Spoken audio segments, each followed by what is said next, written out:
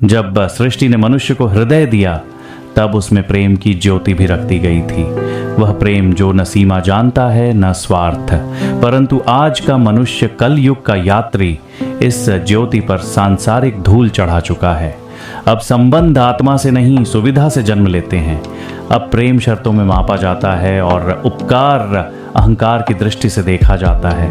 मनुष्य जब किसी के दुख में कंधा देता है, जब वह किसी के आंसुओं में अपनी संवेदना का जल मिलाता है, तो वह ईश्वर का कार्य करता है। परंतु जैसे ही वह व्यक्ति अपने दुख के पार पहुंचता है, वैसा लगता है मानो सब विस्मृति के सागर में डूब गया हो।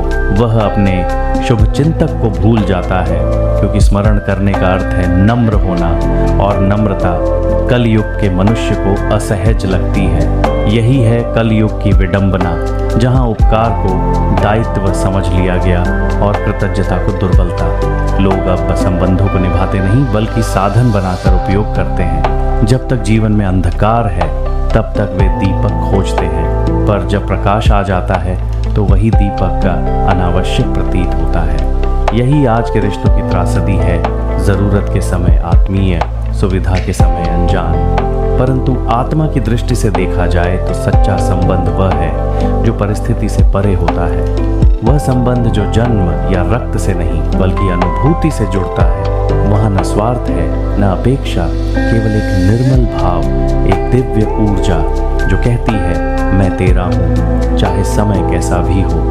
किंतु आज के युग में यह वाक्य विलुप्त प्राय है। लोग कृतज्ञता के भार से बचने के लिए उपकार को स्वीकार ही नहीं करते, क्योंकि यदि वे स्वीकार कर लें तो फिर उन्हें भी किसी और के कठिन समय में खड़ा होना पड़ेगा, और यही त्याग कलयुग के मनुष्य को सबसे भारी लगता है। फिर भी आध्यात्मिक दृष्टि यही कहती है कर्म करो, पर स्मरण की अपेक्षा मत रखो, क्योंकि तुम्हारा प्रत्येक निस्वार्थ कर्म ब्रह्मांड में अंकित होता है।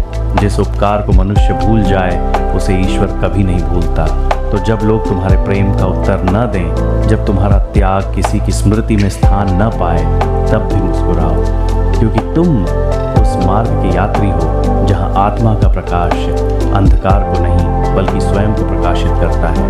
यही कलयुग का सच्चा बोध है। रिश्ते टूट सकते हैं किंतु स्नेह की ऊर्जा अमर है। प्रेम खो सकता है पर कर्म का प्रकाश कभी नहीं बुझता। ये संसार भूल सकती है आपके कर्मों को, पर क्या परमेश्वर कभी नहीं भूलता, और उसका फल अवश्य प्राप्त होता है।